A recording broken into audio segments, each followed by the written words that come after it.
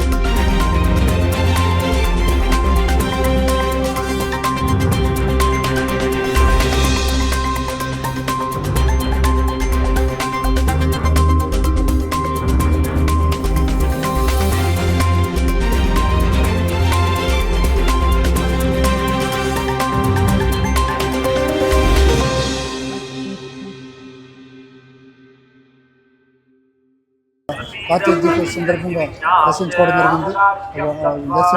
ఏర్పాటు ఏ విధంగా చేశారని చెప్పి కూడా చెప్పడం జరిగింది. ఇక్కడ టీటీడీ దేవస్థానం కావచ్చు, ఇక్కడ అలిపిరి పోలీసులు కావచ్చు, వాళ్ళ మాటలు మనం అడిగి తెలుసుకున్నాం.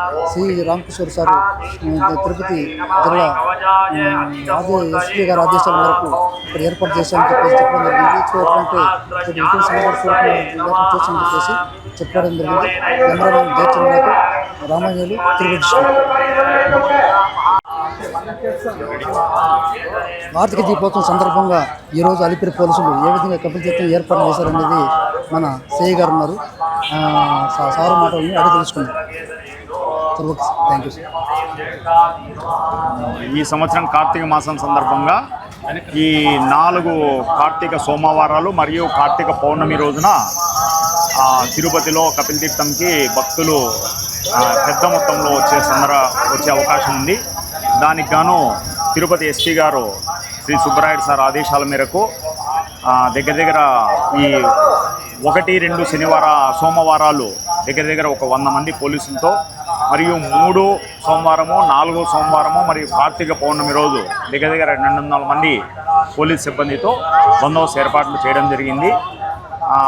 గత సంఘటనలను దృష్టిలో పెట్టుకొని ఎంట్రీ అండ్ ఎగ్జిట్ పాయింట్లని సపరేట్గా పెడుతూ వెహికల్స్ని బయటనే ఆపేసి వెహికల్స్ 2 వీలర్ కానీ 4 వీలర్ కానీ, ఎందుకంటే ఒకటే ఎంట్రన్స్ ఉండడం వల్ల ఎగ్జిట్ ఎంట్రీకి మేము ఈ క్యూ లైన్లు ఏర్పాటు చేసుకోవడం వల్ల వెహికల్స్కి అలో చేయలేకుండా బయటే దింపేసి ప్రజల్ని దర్శనం పోయే భక్తులకి ఎలాంటి ఇబ్బందులు కలిగకుండా వాళ్ళు స్మూత్గా దర్శనం చేసుకొని బయటకు వచ్చేలాగున, మరియు కార్తీక దీపాలు పెట్టేదానికోసము సపరేట్గా ఇక్కడ